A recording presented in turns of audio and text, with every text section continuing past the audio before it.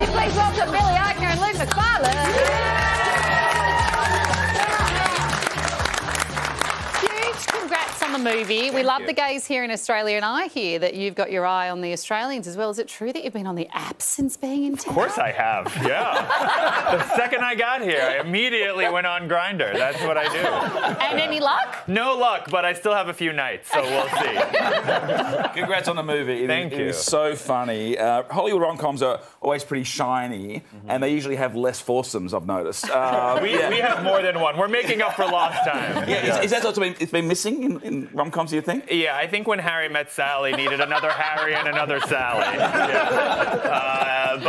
Yeah, I mean, it's a really fun movie. You know, there is some sex in it, but it's mostly played for physical comedy. You know, hilarious. Yeah.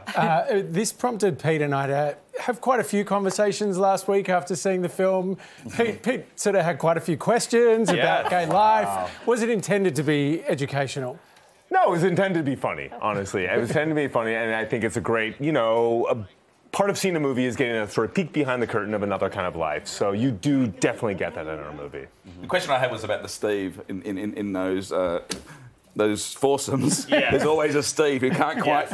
Poor Steve. There's a scene in the movie where we have a four-way and there's a character named Steve who gets left out. There's always one that you don't really want there. But someone has to Did it have to be Steve? Yes. Couldn't we have had another name?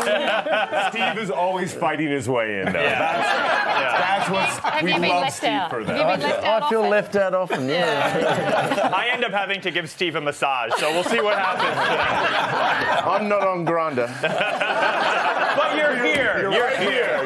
You're 6 feet apart. Exactly.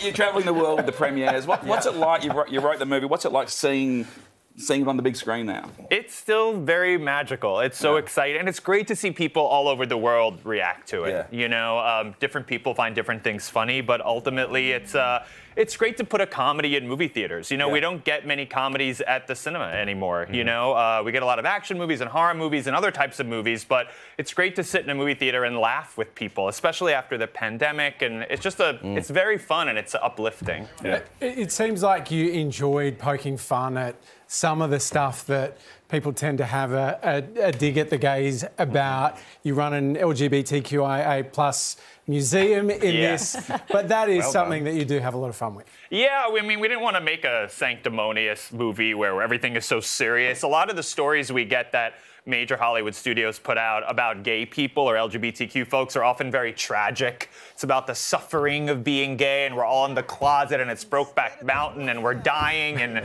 we're all, you know, and those are great movies, but, you know, it's nice to do one where we can have fun with it, you know, and we make fun of ourselves as much as we make fun of everyone else. Luke, can we talk about slapping? I mean, normally... Hang on. You see, Steve? We went from massages to slapping. That was a quick turnaround, wasn't it? You actually, that helped you get the role, I understand. Yes, that is true. I went in and auditioned the old-fashioned way, and part of, I think, the charm was, I guess, I gave Billy a little shove. It was playful. It wasn't shove, violent. It was, like, flirty, yes. Yeah. A flirty slap. Yeah. A flirty slap.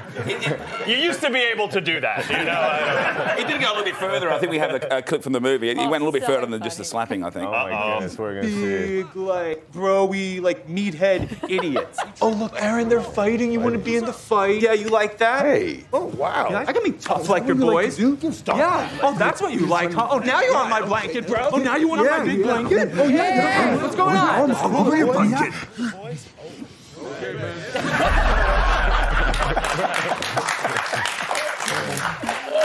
Steve, you like that. Come on, Steve. Wrestling. Yeah, I like that scene.